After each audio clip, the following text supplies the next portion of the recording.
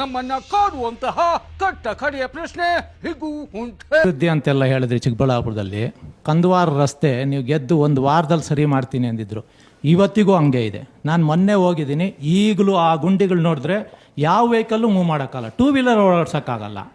ಆಮೇಲೆ ಒಂದು ಕೆರೆ ಅಭಿವೃದ್ಧಿ ಮಾಡಿಲ್ಲ. ನೀವು ಹೇಳ್ತಿದ್ದೀರ ಎಲ್ಲ ಅಭಿವೃದ್ಧಿ, ಯಾವುದೋ ಒಂದೋ ಎರಡೋ ಇದು ತೋರಿಸ್ಬಿಟ್ಟು ಎಲ್ಲ ಹಳ್ಳಿನೂ ವಿಸಿಟ್ ಮಾಡಿದ್ದೀನಿ ಅಂತೀರ. ಹಣದ ಸಹಾಯ ಒಂದು ಬಿಟ್ಟು ಮಾತಿನ ಸಹಾಯ ಏನ್ ಬೇಕಾದ್ರೂ ಕೇಳು ಮಾಡೋಣ. ನಿಮ್ಮ ಕ್ಷೇತ್ರದ ಜನ ನೆಕ್ಸ್ಟ್ ಟೈಮ್ ನಿಮ್ಮನ್ನು ಗೆಲ್ಲಿಸ್ತಾರ? ನಿಮ್ಮ ಪಾರ್ಟಿಯವರೇ ಈಗ ಅರ್ಧ ಜನ ನಿಮ್ಮ ಪಾರ್ಟಿಯವರು ಗಲಾಟೆಗಳು ಮಾಡ್ತಿದ್ದಾರೆ. ಮೀಡಿಯಾದಲ್ಲೆಲ್ಲ ಬಂದಿದೆ. ಮುಂದಿನ ತಿಂಗಳು ರಾಜಭವನದಲ್ಲಿ ನೋಡಿ ನನ್ನ. ಮುಂದಿನ ತಿಂಗಳು ಇದೇ ಸ್ಕ್ರೀನ್ ಅಲ್ಲಿ ರಾಜಭವನದಲ್ಲಿ ನೋಡಿ ನನ್ನ. ಡೈಲಾಗ್ ಹೇಳ್ತಿದ್ದೀರಾ, ಪ್ರತಿ ಕಡೆನೂ ಇದೇ ಹೇಳ್ತಿದ್ದೀರಾ. ಎಲ್ಲೋದ್ರು ನಿಮ್ ಫಿಲ್ಮಿ ಡೈಲಾಗ್ ಯೂಸ್ ಆಗಲ್ಲ. ಜನಕ್ಕೆ ಏನಾದ್ರೂ ಮಾಡಿ ಅಭಿವೃದ್ಧಿ ಮಾಡಿ. No way. ಆ ವಿಚಾರ ಚರ್ಚೆನೇ ಆಗಿಲ್ಲ. ಇಲ್ಲ, ಚಾನ್ಸೇ ಇಲ್ಲ. ತಿಂಗಳು ರಾಜಭವನದಲ್ಲಿ ನೋಡಿ ಅಂದ್ರೆ ಸಚಿವ ಸಂಪುಟ ಪುನರ್ರಚನೆ ಆಗತ್ತೆ ಅನ್ನೋದು ಒಂದು. ಸಚಿವ ಸಂಪುಟ ಪುನರ್ರಚನೆ ಆಗುತ್ತೆ. ತುಂಬಾ ಜನ ಪ್ರಮಾಣ ವಚನಕ್ಕೆ ನಾನು ಹೋಗ್ತೀನಿ.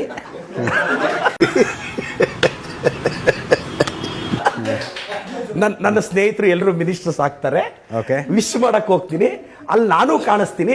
ಅದರ ಅರ್ಥ ನೋಡಿ, ನಮ್ಮ ಪಕ್ಷದಲ್ಲಿ ಹೊಸಬರಿಗೆ ಅವಕಾಶ ಕೊಡ್ತಾರೆ, ಯುವಕರಿಗೆ ಅವಕಾಶ ಕೊಡ್ತಾರೆ, ಜೈಂಟ್ ಕಿಲ್ಲರ್ಸ್ ಅವಕಾಶ ಕೊಡ್ತಾರೆ, ರಣಬೇಟೆಗಾರರಿಗೆ ಅವಕಾಶ ಕೊಡ್ತಾರೆ, ಅಲ್ಲಿದ್ದವ್ರನ್ನ ಇಲ್ಲಿ ಇಳಿಸಿದವ್ರನ್ನ ಅವಕಾಶ ಕೊಡ್ತಾರೆ. ಅಜಿತ್ ಸರ್ ಇನ್ನೊಂದು ಕಂದವಾರದ್ದು ಹೇಳಿದ್ರು. I will rectify. ಕಂದವಾರ ರಸ್ತೆ ಸರ್, ಅದಕ್ಕೆ 8 ಕೋಟಿ ಅನುದಾನ ಹಾಕಿದ್ದೀನಿ for your information.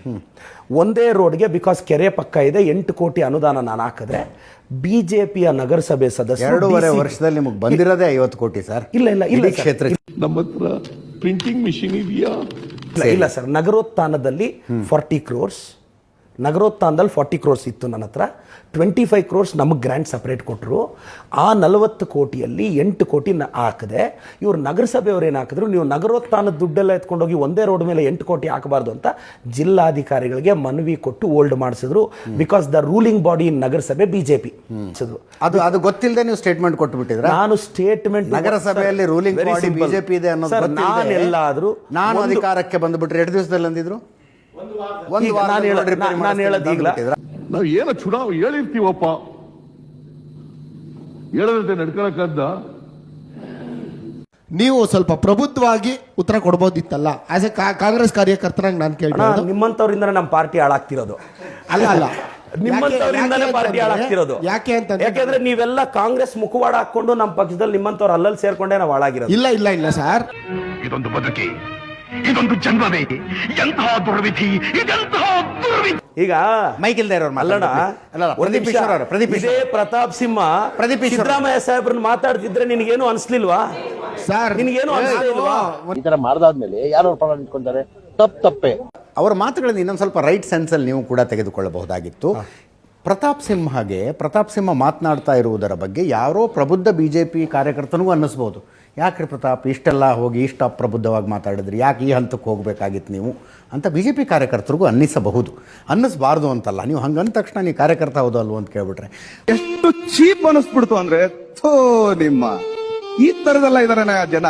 Pratap Simha ಅವ್ರ ವಿಚಾರದಲ್ಲಿ ನೀವು ಹೇಳ್ತೀರಾ ಪೇಪರ್ ತಿಮ್ಮ, ಮುಟ್ಟಾಳ, ಅವಿವೇಕಿ, ಈ ರೀತಿ ಪದಗಳು ನೀವು ಬಳಸಬಹುದಾ?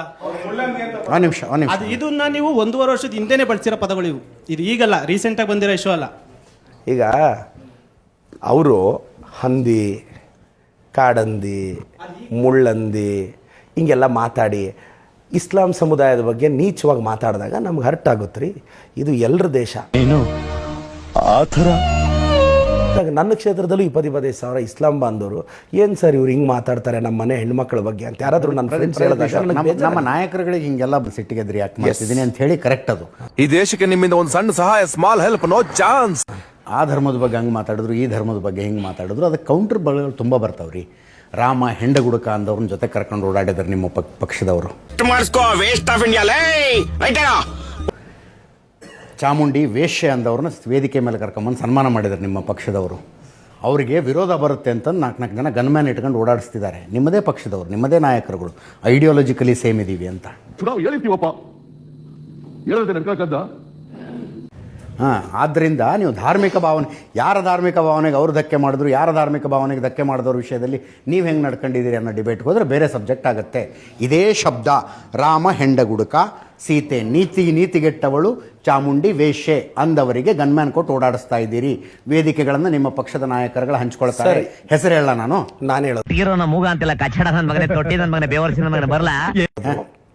ನಾನು ಹೇಳೋದು. ಆದ್ದರಿಂದ ನಾನು ಹೇಳ್ತಾ ಇದ್ದೀನಿ, ಶ್ರೀರಾಮಚಂದ್ರ ನಮ್ಮ ಆರಾಧ್ಯ ದೈವ, ಸೀತಾಮಾತೆ ನಮ್ಮ ತಾಯಿ. ಆಯ್ತು, ರಾಮನ ಬಗ್ಗೆ ಹಂಗೆ ಮಾತಾಡೋದವ್ರನ್ನ ಏನು ಮಾಡ್ಬೇಕಂಗಿದ್ರೆ? ನಾನು ಹೇಳೋದು ನಾವು ವಿರೋಧಿಸ್ತೀವಲ್ಲ. ಏನು ವಿರೋಧಿಸ್ತೀರಿ? ನಾನು ವಿರೋಧಿಸ್ತೀನಲ್ಲ. ನಿನ್ನ ಮಾತು ಕೇಳ್ತಾ ಇದ್ರೆ ಕುಡ್ದಿರೋ ಕಿಕ್ಕೆಲ್ಲ ಇಳ್ತೋಗ್ತಾ ಇದೆಯಲ್ಲ. ಶ್ರೀರಾಮಚಂದ್ರನ ಬಗ್ಗೆ, ಸೀತಾಮಾತೆ ಬಗ್ಗೆ, ಚಾಮುಂಡಿ ಮಾತೆ ಬಗ್ಗೆ ಯಾರು ಕೆಟ್ಟದಾಗ ಮಾತಾಡಿದ್ರು I will counter. It's my. ನಿಮ್ಮ ಪಕ್ಷದ ದೊಡ್ಡ ನಾಯಕರು ಅವ್ರನ್ನ ವೇದಿಕೆಯಲ್ಲಿ ಪಕ್ಕದಲ್ಲಿ ಕೂಡಿಸ್ಕೊಂಡ್ರೆ, ಅಧಿಕಾರಕ್ಕೆ ಬಂದಾಗ ಅವರಿಗೆ ಸವಲತ್ತುಗಳನ್ನು ಕೊಟ್ರೆ, ಆ ನಾಯಕರನ್ನ ಖಂಡಿಸಿ ಒಬ್ಬ ಮಾತಾಡಿದ್ರೆ ನಿಮ್ಗೆ ಸಿಟ್ಟು ಬರಲ್ಲ? No way. ಆ ವಿಚಾರ ಚರ್ಚೆನೇ ಆಗಿಲ್ಲ.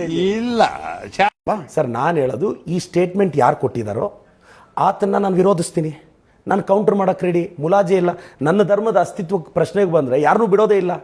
ನನ್ನ ಕ್ವಶನ್ ಇಷ್ಟೇ, ಬೇರೆ ಯಾರೋ ಸಪೋರ್ಟ್ ಮಾಡ್ತಾರೆ, ಜೊತೆಲಿ ಆ ಹೇಳಿಕೆಯನ್ನು ಯಾರಾದರೂ ಸಮರ್ಥಿಸ್ಕೊಂಡಿದ್ರೆ ಹೇಳಿ, ನಾನು ಸರ್ಟೇನ್. ಜೊತೆ ಕರ್ಕೊಂಡು ಓಡಾಡಿದ್ರ ಅರ್ಥ ಏನು? ಈಗ ಜೊತೆ ಕರ್ಕೊಂಡು ಓಡಾಡಿದ್ರ ಅರ್ಥ ಏನು ಸರ್? ಒಂದು ಮಿನಿಸ್ಟರ್ ಆಗಲಿ, MLA, ಆ ಹೇಳಿಕೆ ಕೊಟ್ಟಂಥವ್ರು ಒಂದು ನಿಮ್ಮ ಪಕ್ಷದ ಪರವಾಗಿ ಬಂದು ಪ್ರಚಾರ ಮಾಡ್ತಾರೆ ಕ್ಷೇತ್ರಗಳಲ್ಲಿ, ಅದು ಓಕೆನಾ ನಿಮಗೆ? ಇಲ್ಲ, ಅದು ಇರ್ರಿಲೆವೆಂಟ್ ಸರ್. ನಾನು ಒಂದು ನಿಮಿಷ ಸರ್, ನಾನು ಹೇಳೋದು, ಈಗ ಕೆಲವು ನೇಮ್ಸ್ ಸಮೇತ ನನಗೆ ಹೇಳಿ, ಈಗ ಆತನ ವಹಿಸ್ಕೊಂಡಿದ್ದಾರೆ ಇಂಥ ವ್ಯಕ್ತಿ ಅಂತೇಳಿ, ನಾನು ಓಪನ್ ಲೈವ್ ಅಲ್ಲೇ ಆತನು ಕೌಂಟರ್ ಮಾಡ್ತೀನಿ, ವೆದರ್ ಈ may be my party man. First ರಾಜಕಾರಣಕ್ಕೆ ಬರಲಾ ಬೇಡ ಅಂತ ಕೇಳ್ತಾ ಇದ್ದಾರೆ. ರಾಜಕಾರಣಕ್ಕೆ ಬನ್ನಿ, ಬಟ್ ಇಲ್ಲಿ ಎಲ್ಲ ರೀತಿಯ ತೇಜೋವಧೆಗಳಿರುತ್ತೆ. ತಟ್ಕೊಳ್ಳೋ ಶಕ್ತಿ ಇದ್ದರೆ ನಿಮ್ಮ ನೇಚರ್ ಅನಲೈಸ್ ಮಾಡಿ, ತಟ್ಕೊಳ್ಳೋ ಶಕ್ತಿ ಇದ್ದರೆ ಪಾಲಿಟಿಕ್ಸಿಗೆ ಬನ್ನಿ. ಮೂರು ಬಿಟ್ಟವರಾದ್ರೆ ಬನ್ನಿ ಅಂತ ಬೇಸಿಕಲ್.